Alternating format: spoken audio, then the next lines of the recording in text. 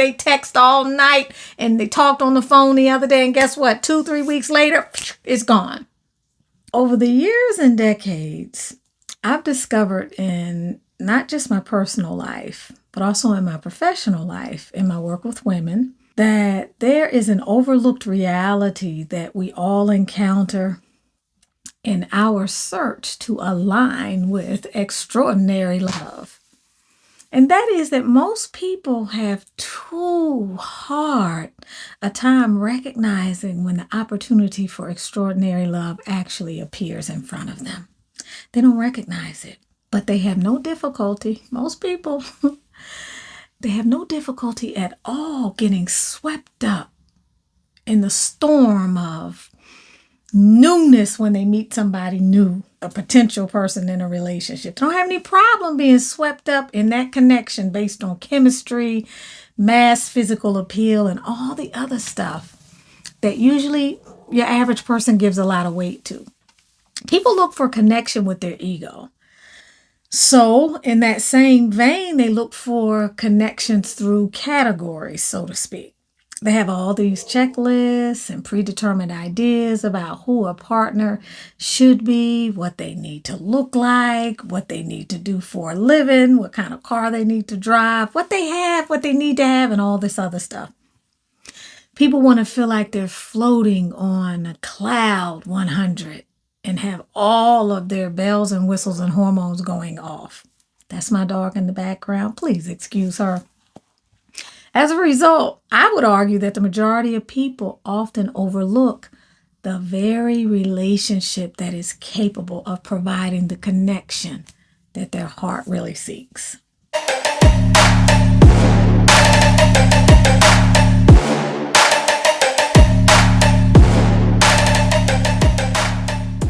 Now, okay, we need the concrete stuff to help us navigate the world. We need to know, do you have a job? Are you capable of working? We need to know these basic things, okay? We have to navigate the world. But why we have to know these things and why we need this concrete stuff to help us navigate the world, it's not the only way. It's not the only way, and a lot of times it's the least reliable way to align with or find a partner that you're truly capable of experiencing the flow of love with. Yes, it is a flow. When you encounter the alignment field with a partner, you really do embark upon the invisible soul beneath the seed of effortless love. I felt strongly enough about this to write about it. I have enough experience about this to write about it. There is another way that I would like you to consider. If you're watching this video and you've gotten to this point, I'd like you to consider another way of perceiving the essence of a person. Okay, and this is the most natural way ever. It's by allowing your soul to decide.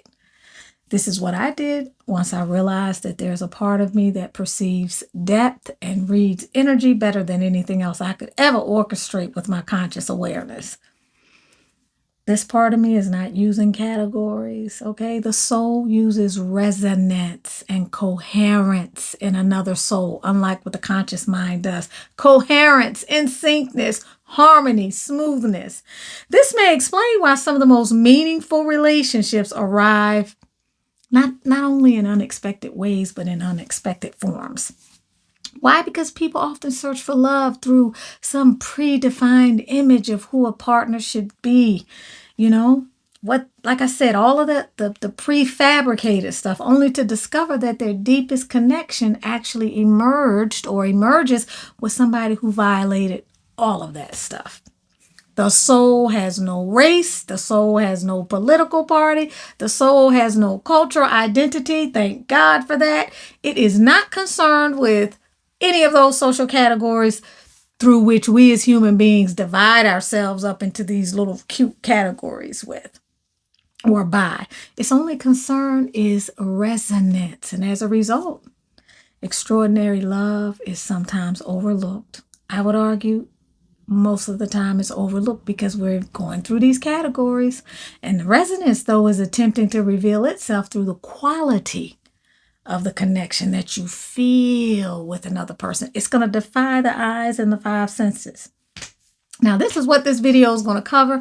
I'm going to talk about the flaws and how most people evaluate partners, why conditioning plays a role, and how the soul transcends all of this. Why? Because you need to understand that you already have a filter. You have the most highly evolved inner engineering mechanics behind this filter. And that's what you need to be giving consideration to. You're with Tunisia Ali. You're a conscious love and alignment relational architect, helping you to build relationships where love can emerge, okay? Helping you to align with those partnerships. So one of the biggest myths is that attraction comes through physicality, or that it only comes through physicality. What I'm saying is designed to have you to consider the possibility that you have been misunderstanding attraction, or maybe you've been short-sighted in your understanding of attraction through little fault of your own, because most people have been conditioned this way, but nevertheless, the impact is still the same. Consider this. We tend to think of attraction as something that you should feel immediately. It's going to appear immediately. It's going to be very powerful at the beginning of a relationship and all of that other stuff. But what I want you to consider is that a lot of times some of the deepest connections, they don't begin with overwhelming attraction. They begin with curiosity. They begin with, you feel kind of calm. They begin with a sense of ease and peace and a familiarity. Not the familiarity that's the activating type of familiarity, but the kind that's difficult to explain, a sense that you know this person. Attraction may not always precede a connection. In some cases it does. Attraction grows in the presence of connection. As two people feel seen, as they feel understood, they're connecting, they feel respected, you feel like you're known already. There's a deeper form of attraction that starts to kind of show its head, rear its head, that starts to emerge. And it's not going to be rooted in appearance. It's going to be rooted in something that feels like, I recognize this person, like I know their soul. Okay, and this is why extraordinary love, in my opinion, follows an unexpected path.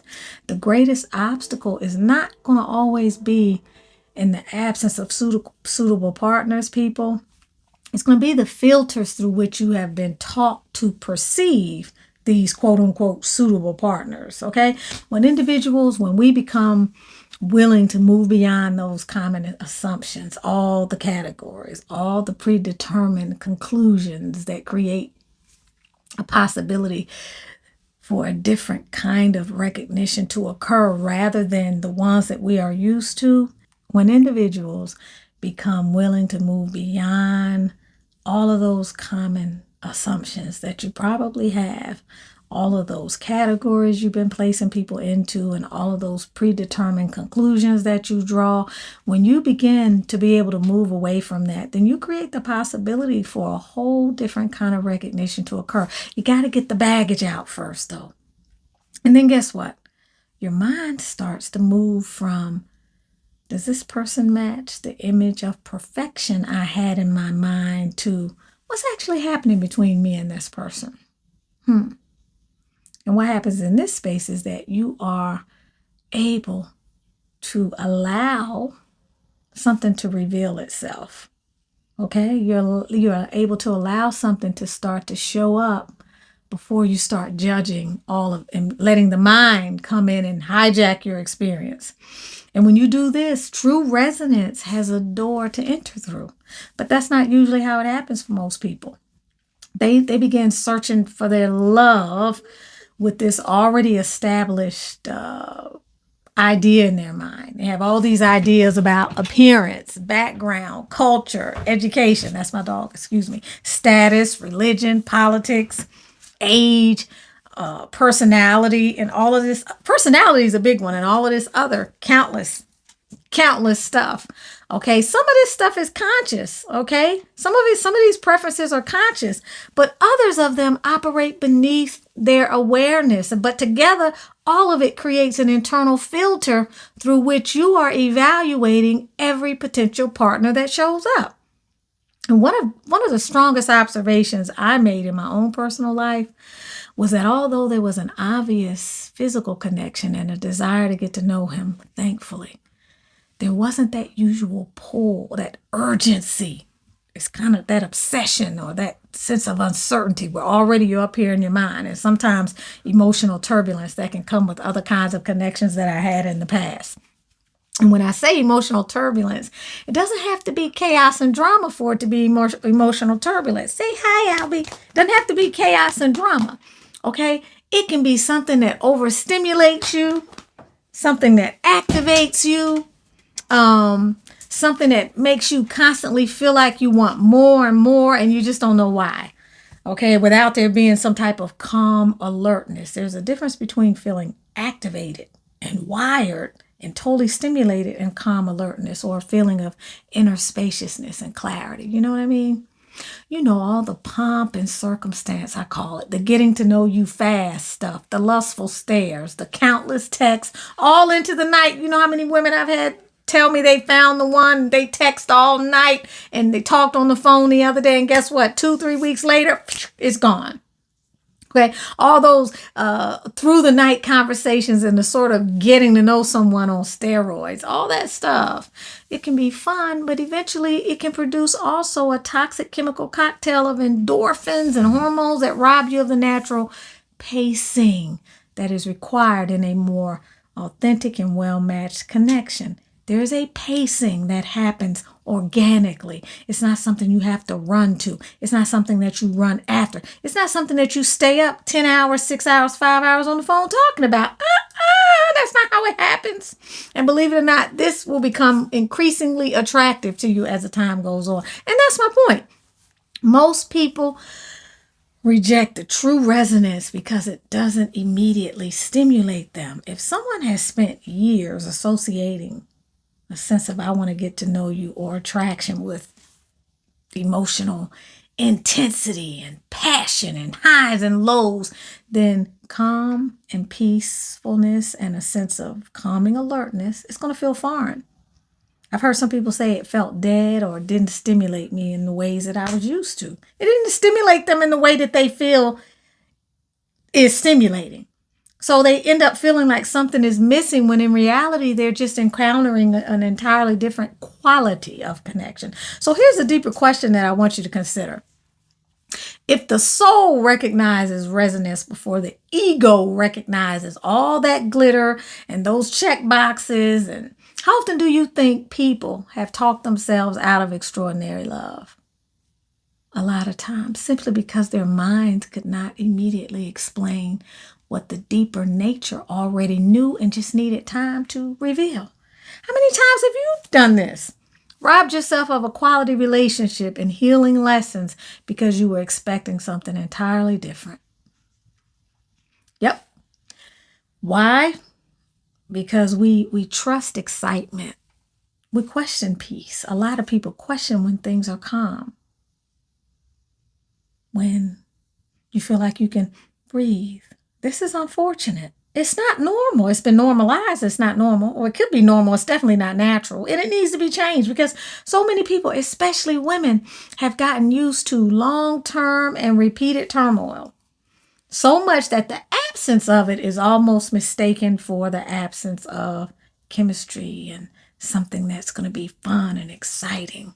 A person can get so used to experiencing anxiety that they don't even realize it and recognize that the familiar feeling right beneath the surface is literally organizing their reality, that anxiety. And it's become the litmus test for when to let a potential partner in. In other words, if you don't feel that familiar feeling, the one that you think is excitement and sugar and spice and everything nice, you discredit it and then you dismiss it.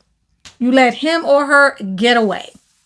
You need a stronger cocktail. That's the way it translates. You may not want to admit that, but you need a stronger cocktail. Something that's likely not even going to be healthy for you. And the fact is that is entirely possible. It is entirely possible that what you're encountering is the calm and peacefulness and the spaciousness to exhale deeply and feel like more of yourself. And it is not a lesser form of connection, people. It is a deeper one. Know this, that a relationship rooted in resonance does not necessarily announce itself through emotional fireworks, love bombing, and all of that crazization. It's usually going to reveal itself through a growing sense of recognition. Like, I feel like I know this person, as though something essentially in them is quietly recognizing something essentially in you. Okay, and it feels good. And you know what else? If you are fortunate and aligned within yourself first, you may be able to experience alignment, which is the foundation of any healthy connection. Okay, you can experience an alignment, the alignment field. I define alignment as deep coherence, smoothness, in syncness, harmony, coherence. It can be understood, okay? It's a whole, okay, between two sovereign individuals whose emotional states, their intentions, and their relational designs complement one another rather than destabilizing and creating friction, okay? Alignment is not just about chemistry or compatibility. It is the field. This is me. It is the field that a relationship actually operates in. It's structural. It looks and feels a certain way. That's what I mean by structural. And alignment assesses compatibility across an in-depth continuum. And you know what else? When it's present, it requires zero effort to maintain. It is a solid predictor of success when you merge it with other elements of a healthy relationship system, because relationships are systems. That's what I say. That's what I teach. And in order for them to work right, they need certain foundations from the get-go. Imagine that. Why not hold out for that? So, soul recognition is a special kind of resonance. It's not just the feeling that somebody's familiar, because you can have familiarity for all sorts of reasons, including you can have familiarity because you're repeating an unhealthy pattern. You can have quite a bit of familiarity for that reason. It's also not just excitement. You're going to feel excited. You're going to feel excitement and you're going to be excited. But that in and of itself is not going to be a reliable indicator of authentic resonance. It's the experience of encountering another person and sensing that coherence that I was talking about, that in syncness. It's naturally arising. It's authentic, it's basic, it's instinctual, but it's that in syncness and that harmony rather than contradiction. You don't feel contradicted inside. The person doesn't make you feel and think different things because they are saying who they are and then being somebody else. So they're not in contradiction and you're not picking up on that, and you are not in contradiction either. So the connection feels less like you are trying to get something or acquiring something, like a lot of people feel when they come to the table with all of these ridiculous expectations of someone that they don't even know. The whole process feels discovery oriented. It is pleasantly engaging and interesting. You want more, but you aren't out of control, or you're not in your head. In other words, you aren't in pursuit of anything and your head isn't spinning. You know what that essentially is? You are fully present for the experience. You are present. You're expanded. You're open. And you know what else? There's always a surprising absence of struggle. I mean, zero struggle. No explaining, no having to reinterpret or be misunderstood. All that background noise is non-existent. If you don't have mental clarity with someone that you're dealing with, you don't have alignment. Your mind is quiet as hell and you are totally relaxed. The relationship does not require constant interpretation. You are not spending excessive energy attempting to decode and decipher somebody's intentions, or to secure commitment, or to find out how they feel about you, or to establish artificially some type of emotional safety through self-talk. All of that stuff becomes laughable. Those things aren't even on the menu. Okay, the connection itself possesses a quality of obviousness, if I may say that, and you can't manufacture it. And you will be very sober, peace of mind, presence. Now, I'm not saying that attraction is unimportant, nor that you should just forget about all the practical considerations and ignore them. I didn't ignore those things. Shared values are important, values and vision. Shared vision marries. That's octave number 1 of the alignment field. Character matters. Okay, somebody has to be pleasing to the eyes, the inner eye and the outer eye. Okay, relational capacity does matter. I'm a champion of relational capacity. You hear me talk about this all the time. Okay, that and your relational operating system is really what everybody's bringing to the table. The question is whether women and men have become so attached to all that stuff, to their expectations, to their preferences, and even conditioned so much to the point that they can't even recognize a profound connection when it shows up differently than anything they're used to. It could be in a different form and in a different package.